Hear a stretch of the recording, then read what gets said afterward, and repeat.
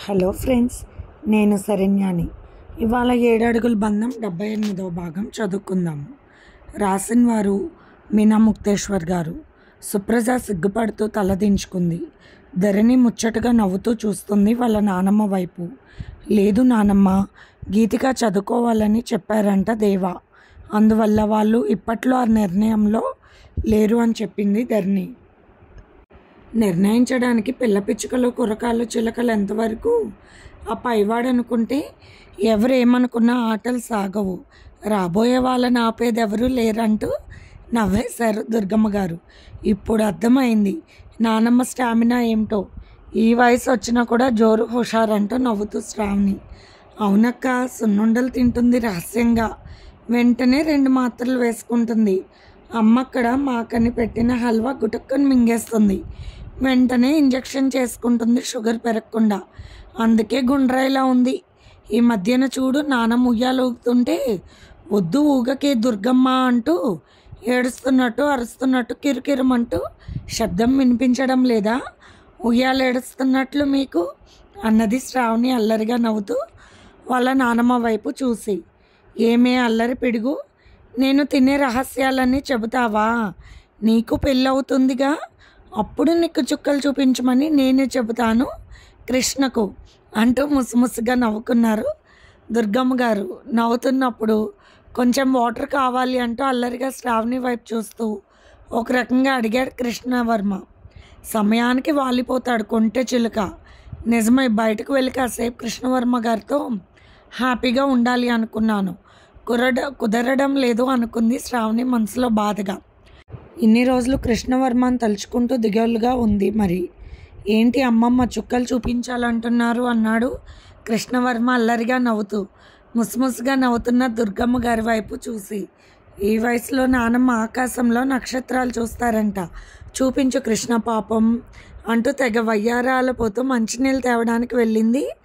వయ్యారంగా నడుము తిప్పుకుంటూ వాల్ జడ ముందుకు వేసుకుంటూ శ్రావణి. ఒక్కసారిగా కృష్ణవర్మ గుండె గొంతులోకి వచ్చినట్టు అనిపించింది. ఏమి తిప్పుకుంది నడుము! ఆ పొడుగటి జడలో మల్లెపూలు కవ్విస్తున్నాయి. కంట్రోల్ తప్పుతుంది మనసు ఈ మధ్యన. అవును, మధ్యలో ఒకరికొకరు చూసుకోకుండా విరహ వేదనలో ఉన్నారేమో. ఆలోచనలు ఒక రకానికి మించి ఇంకాస్త పైకి సాగుతున్నాయి. యమా డేంజర్ అనుకున్నాడు కృష్ణవర్మ నవ్వుతూ. కృష్ణవర్మకు వెక్కిళ్ళు వచ్చినట్టు యాక్టింగ్ చేస్తూ వంటింట్లోకి ఎవరిలో శ్రావణి ఒకతే ఉంది కదా అని కావాలని దుర్గమ్మ గారి వైపు చూసి చెప్పి వెళ్ళాడు. అవునవును, మీ తాతగారికి కూడా రావాల్సిన సమయంలో వచ్చే వెక్కిళ్ళు మా పెళ్ళైన కొత్తలో అంటూ అప్పుడే అనేసింది దుర్గమ్మ గారు నవ్వుతూ. దేవిక సుప్రజ ఇద్దరు పక్కకు తిరిగి నవ్వుకున్నారు. నవ్వుకోండి, ఎవరి జ్ఞాపకాలు వారికి ఉంటాయి కదా అంటూ ముచ్చటగా నవ్వారు దుర్గమ్మ గారు. వాటర్ ఫిల్టర్లో వాటర్ పడుతూ ఉంది శ్రావణి. కృష్ణవర్మ ఆమె వెనక వైపు నుండి వెళ్ళి అందమైన ఆమె శిల్ప సౌందర్యాన్ని దర్శిస్తూ తల్లిలో మల్లెల సువాసనలు గుబాలిస్తుంటే ఆస్వాదిస్తూ శ్రావణిని వెనక వైపు నుండి ఒక్కసారి హత్తుకున్నారు కృష్ణవర్మ. అయ్య బాబోయ్, ఎవరు అంటూ శ్రావణి కృష్ణవర్మ గారు వాడే నిక్కసరిన ఇండియా సెంట్ వాసనలు తగిలి, తమాషాగా ఉందా, మనకి ఇంకా పెళ్ళి కాలేదు, ఆ విషయం గుర్తుపెట్టుకోండి. ఆ నానమ్మకి బుద్ధి లేదు, ఏదేదో మాట్లాడుతుంది, అందరి మనసులను ఒక దారిలోకి మళ్ళిస్తుంది. ప్లీజ్, ఎవరి ముందు మనం ఇలా ఇప్పుడు దొరకడం తప్పు కదూ.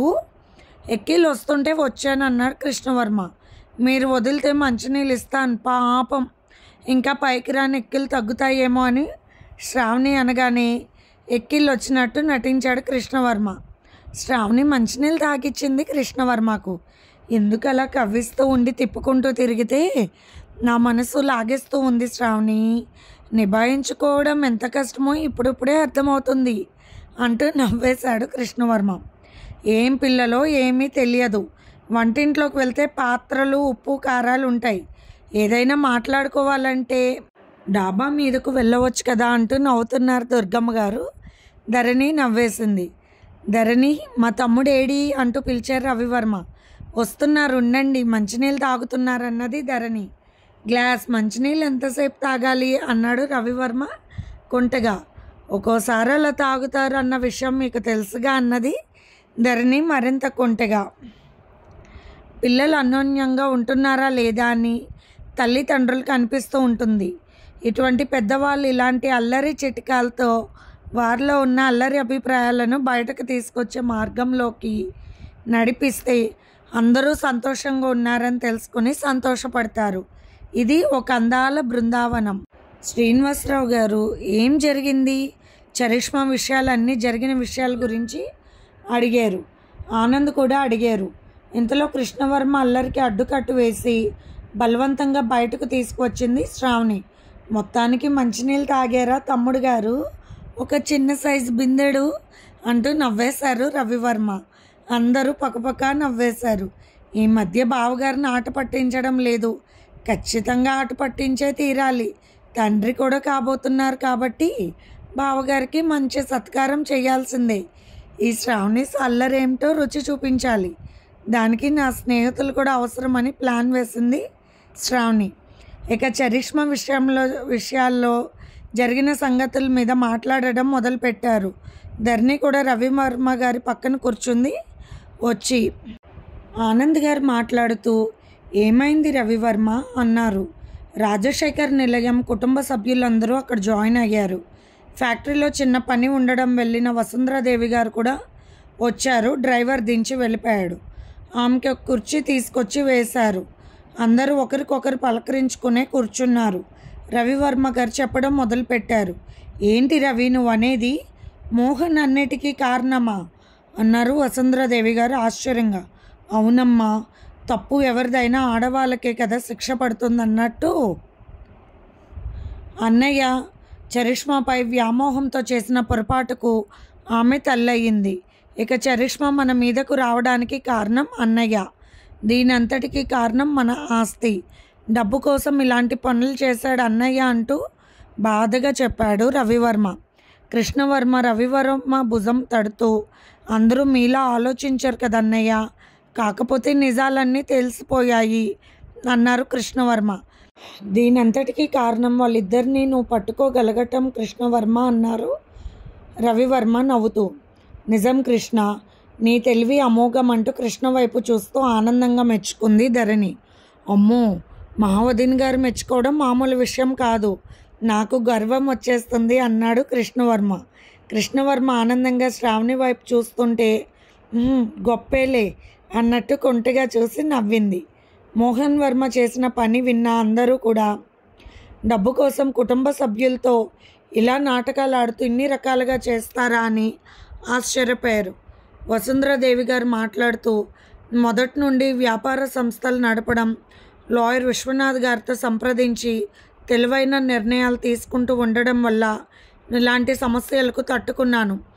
ఆడదానిగా అన్ని బాధ్యతలు తీసుకుంటూ, నేనంటే ఇష్టం లేని సవతి బిడ్డలను పెంచుతూ వారిని చదివిస్తూ వారికి సంబంధం లేని నా పుట్టింటి ఆస్తిని వాట పంచిచ్చాను.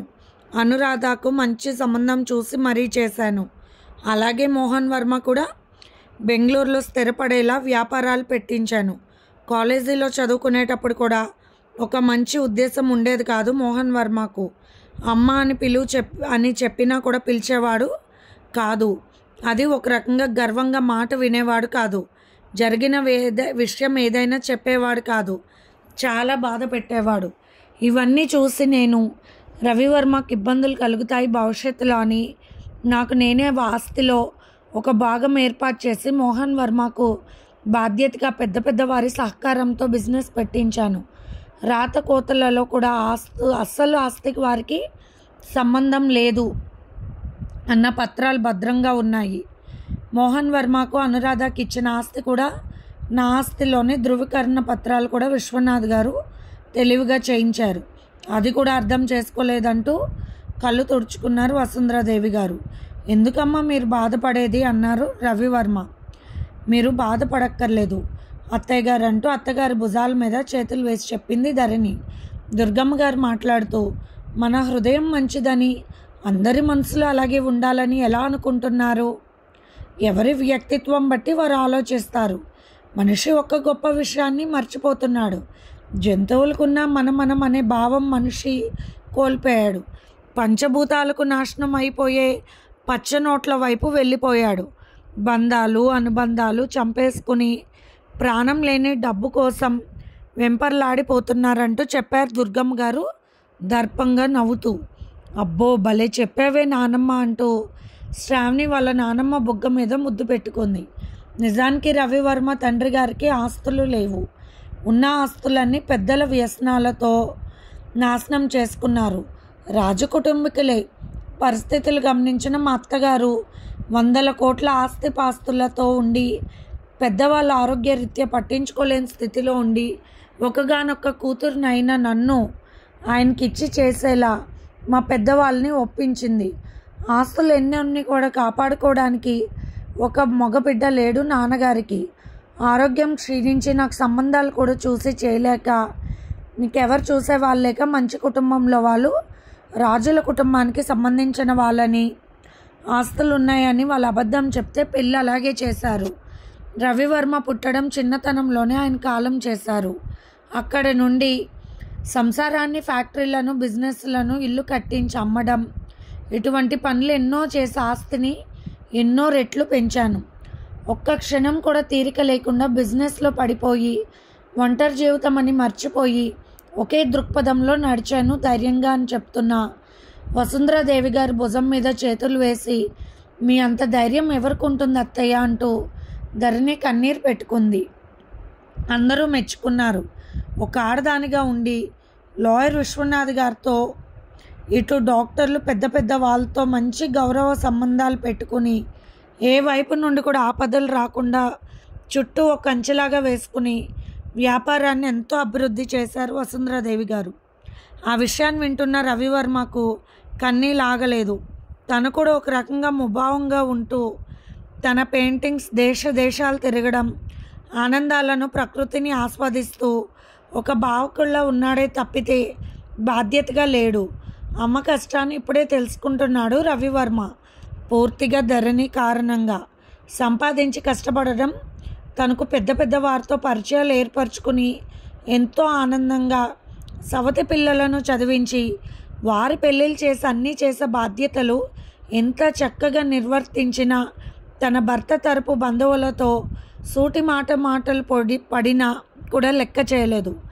అలాగే పిల్లల గుణాలను గుర్తించి రాధాకృష్ణ గారు ఎంతో మంచి మనసున్న డాక్టర్ గారు అని తెలుసుకుని డాక్టర్ చదువుతున్న అనురాధను ఆయనకిచ్చి చేసింది. ఆయన ఎంతో జ్ఞానంతో తన భార్యను కూడా మంచిగా మలుచుకున్నాడు. మోహన్ వర్మ గుణాలను గమనించి మంచి కుటుంబంలో పుట్టి పెరిగిన సాధనాన్ని ఇచ్చి పెళ్లి చేసి కావాలని బెంగళూరులో కోట్లు ఖర్చు పెట్టి బిజినెస్లు పెట్టి పక్కకు పంపించేసింది. అక్కడే బిజినెస్ పెట్టి రవివర్మకు అప్పగించింది. బాధ్యతలు మంచి జడ్డ తెలుసుకుంటాడని. రవివర్మ అక్కడ నిలవలేకపోయాడు. ఇన్ని చేశాను. ఎప్పటికప్పుడు మోహన్ వర్మ చేసే వ్యాపారాలు తెలివి తక్కువ దారి వైపు నడవకుండా ఎన్నో సలహాలు కూడా వాడికి ఇస్తూ వాడి వ్యాపారంలో తగ్గకుండా సెక్యూరిటీగా తెలిసిన పెద్దవాళ్ళను పరిచయం చేసింది వసుంధరాదేవి. ఇవన్నీ గమనించకుండా ఎప్పుడు తన కొడుకు మీదకు రావడంతో తన వంశానికి కూడా కీడు పెట్టాలని చూస్తూ ఉంటే ఎంతవరకు న్యాయమని తలపట్టుకున్నారు వసుంధరాదేవి గారు. మనం మంచి చేసినా కూడా వారికి మంచి మనసు లేనప్పుడు అర్థం చేసుకోరక్క అన్నారు శ్రీనివాసరావు గారు. అది నిజమే. ఇప్పుడు మీరు ఏ విషయంలోనూ చింతించకండి అన్నయ్య గారు, నేను మన కుటుంబం మొత్తం మీ వెనకే ఉంటాం అక్కయ్య గారు అని చెప్పాడు ఆనంద్ నవ్వుతూ. నిజమే. రాజశేఖర్ నిలయం గురించి అన్ని వివరాలు తెలుసుకుని ధరణిని గమనించి అన్నీ చూసుకుని కావాలని ఈ సంబంధం చేసుకున్నాను. ధరణి తెలివితో మంచితనంతో రవివర్మను చక్కగా దారిలోకి తీసుకొచ్చింది. నా కుటుంబంకి ఏ బాధ లేదు. ధరణి తెలివిగా ఉండగా అని గర్వంగా చెప్పారు వసుంధరాదేవి గారు. అంటే మేం చేసిన ఫైటింగ్ సీన్లు వృధాయేనా పెద్దమ్మ గారు అంటూ కృష్ణవర్మ నవ్వాడు. కృష్ణవర్మ, నువ్వు నా కడుపును పుట్టకపోయినా ఎందుకో నువ్వు నా బిడ్డ అని అనిపిస్తుందయ్యా. నీ మంచితనం, నీ సంస్కారం రవివర్మకు అన్న తమ్ముని కన్నా ఎక్కువగా తోడుగా నువ్వు నిలబడడం నాకు చాలా నచ్చిందన్నారు వసుంధరాదేవి గారు. మరి ధరణి వేలుముద్రలు అవి ఇవి ఏదో అన్నారు కదా, ఆ విషయంలో ఏం చేశారని వసుంధరాదేవి గారు అడిగితే, ఏ ఇబ్బంది లేకుండా మీ లాయర్ కోడలు గారు చెప్పిన సలహాలతో పాటించామమ్మా. ఇబ్బంది ఉండదు అంటూ నవ్వేశాడు రవివర్మ ధరణి వైపు ముచ్చటగా చూస్తూ. త్వరలోనే వస్తుంది మన ఇంటికి సమస్య అన్నాడు రవివర్మ. అవును, మనమందరం చాలా తెలివిగా ఉండాలి అన్నారు కృష్ణవర్మ. దేవిక సుప్రజ ఆశ్చర్యంగా చూస్తున్నారు. వసుంధరాదేవి గారంటే చాలా పెద్ద కుటుంబంలో వ్యక్తి అనుకునేవారు. ఎంత ఓర్పుగా నేర్పుగా ఆడదయ్యుండి ఆస్తులను ఇలా కాపాడాలంటే, అందులోనూ విజయవాడలో ఉన్న రౌడీయిజాన్ని కూడా గెలిచి ఎంతో తెలివిగా నిలబడ్డ ఆమె ఓర్పుకు జోహార్లు అనుకున్నారు. ధరణి మాట్లాడుతూ, ఇప్పుడు ఇది మన కుటుంబ సమస్య అయ్యింది అత్తయ్య గారు. నాకు అందుకే అనుమానంగా ఉండి ఈ విషయాన్ని నేను కోర్టు దాకా తీసుకువెళ్ళకూడదని చెప్పాను. అందరి ముందు మన కుటుంబ పరువు మనం తీసుకోవడం తప్పితే మనకు జరిగే లాభం ఏమీ ఉండదు. అంతేకాక అభం శుభం తెలియని సరైన అవగాహన లేని చరిష్మా బతుకు అల్లరిపాలవుతుంది. తద్వారా సాధన అక్క మనసు దెబ్బతింటుంది. వారి ఒక పగడ్బందీ ప్లాన్తోనే మన ఇంటికి వస్తారు. అటువంటప్పుడు మనమంతా స్ట్రాంగ్గా ఉండాలి. సిచ్యువేషన్లో మోహన్ బాబు గారు మొత్తం మాట్లాడేశాక ఇక మనకి ఏ దారి లేదు అని ఆయన సంతోషంగా అనుకున్నాక మాత్రమే మనం నోరు విప్పి మాట్లాడాలి. అంతకుముందు ఎవరూ మాట్లాడకూడదు. చెప్పాలంటే కొందరు మనుషులు కూడా మనకు సపోర్ట్గా పెట్టుకోవాలి అన్నది ధరణి. కృష్ణవర్మ మాట్లాడుతూ, ఆ విషయం నాకు వదిలేయండి వదిన గారు, దానికి తగ్గట్టుగా నేను ఏర్పాట్లు చేయగలను అన్నాడు. ఫ్యాక్టరీ మనుషుల్ని పెట్టినా కూడా మన పరువు పోతుంది. అందుకని మన ఇరువురి కుటుంబాలకు సంబంధించిన వాళ్ళ మనుషులని తీసుకురాకుండా కేవలం కృష్ణవర్మ గారు పంపించిన మనుషులతో వారు ఏదైనా పథకాన్ని పన్ని ఉంటే మనం తెలివిగా తిప్పికొట్టాలి. అంత పరిస్థితి రాదు అనుకుంటున్నానన్నది ధరణి. ఒక సమస్యను కోర్టు దాకా ఈడ్చుకెళ్ళి అక్కడ మన పరువు మనం నెలల తరబడి తీసుకునే దానికన్నా కుటుంబ గౌరవాన్ని కాపాడుకుంటూ తద్వారా తన కుటుంబంలోని మనుషులు చేసిన తప్పుని వారికి తెలియజేస్తూ ఈ కేసుని మంచిగా కుటుంబ సమస్యగా, కుటుంబమే ఒక కోర్టుగా వసుంధరాదేవి గారు జడ్జిగా తనదైన శైలిలో వాదించదలుచుకుంది. ధరణి ఆ విషయాన్ని అందరికీ వివరంగా చెప్పింది. ధరణి మాట్లాడుతున్న మాటలకు రాజశేఖర్ నిలయం మొత్తం కూడా గర్వంతో ఆనందంగా చూశారు ధరణి వైపు. కూతుర్ని ప్రేమగా చూసుకోవడం తప్ప ఆ కూతుర్లో ఉన్న నేర్పరితనం ఇంతవరకు తెలియదు. ఒక రకంగా ఆశ్చర్యం, ఆనందం, సంతోషంతో రాజశేఖర్ నిలయంలోని సభ్యులు మురిసిపోయారు. ముఖ్యంగా వసుంధరాదేవి గారు పదే పదే నా కోడలు చూసుకుంటుంది అంటుంటే మరింత ఆనందం కలిగింది. ఏ కుటుంబంలో అయినా సరే అత్తగారు కోడల్ని మెచ్చుకుంటుందంటే వారి పుట్టింటి వారు పొంగిపోతారు. ఎంత కాదనుకున్న మన తెలుగువారి సాంప్రదాయాలలో అత్తగారికి అంత పేరు ఉంది. ఆమె దగ్గర మంచి పేరు తెచ్చుకోవడానికి మంచి కోడలు ప్రతి వారు ప్రయత్నించాలి అవకాశం ఉంటే. సరే, నాకు అర్థమైంది వదిన. పెద్దమ్మ గారు జడ్జ్, మీరు వాదించే అడ్వకేట్, మన వసుంధర నిలయం ఒక కోర్ట్. ఇక యాక్షన్ సీన్లు మాకు కొన్ని ఉంటే ఉండవచ్చు, అంతే కదా అన్నాడు నవ్వుతూ కృష్ణవర్మ. మన విజయవాడలో పుట్టిన కృష్ణానది నీళ్లు తాగుతూ దుర్గమ్మ నీడలో పెరిగిన మా ధరణి నిజమైన కనకదుర్గమ్మంటూ పెద్దగా నవ్వేశారు దుర్గమ్మ గారు మనవరాలని చూసి మురిసిపోతూ. నీ తెలివి కూడా వచ్చింది లేవే అంటూ నవ్వింది శ్రావణి వాళ్ళ నానమ్మ భుజాల మీద వాలిపోతూ. మరొక పక్క ధరణి వాళ్ళ నానమ్మ భుజం మీద వాలింది ప్రేమగా. అన్ని మాటల్లో కూడా కృష్ణవర్మ చూపులు శ్రావణిని సమయం దొరికినప్పుడల్లా అల్లుకోవడం గమనించిన శ్రావణి కళ్ళతోనే సిగ్గుపడుతూ ఎవ్వరూ చూడకుండా తనే కన్ను కొట్టి రెచ్చగొట్టడం చేస్తూ ఉంది. అవును, అల్లరి అమ్మాయిలకు తన కుటుంబ సభ్యుల మధ్య ఉంటే కొంటెతనం మరింత పెరుగుతుంది. సరే, ఇంతవరకు అన్నీ అయిపోయాయి కదా, నేను మా తాతగారి దగ్గరికి వెళ్ళొస్తాను అన్నయ్య అన్నాడు కృష్ణవర్మ నవ్వుతూ. అలాగే అన్నారు అందరూ. వదిన గారు, మీ నెంబర్ చరిష్మాకి ఇచ్చారు కదా, వేరే నెంబర్ మీరు మాట్లాడాలి, గుర్తుపెట్టుకోండి అన్నాడు కృష్ణవర్మ నవ్వుతూ.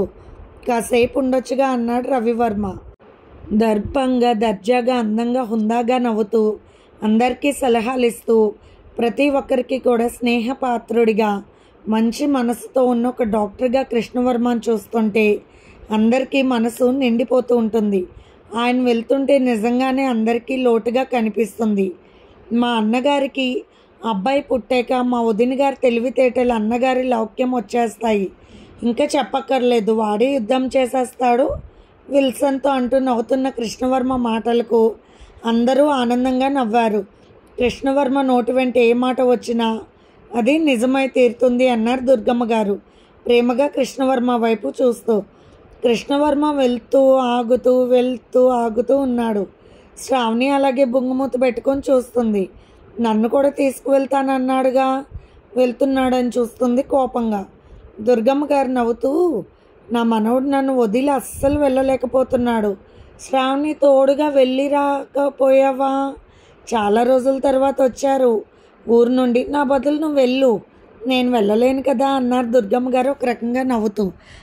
ఆహా, మా మరదలు మేమున్నాం కదా, కృష్ణ రమ్మన్నా వెళ్ళదు అంటూ శ్రావణి వైపు చూసి నవ్వారు రవివర్మ.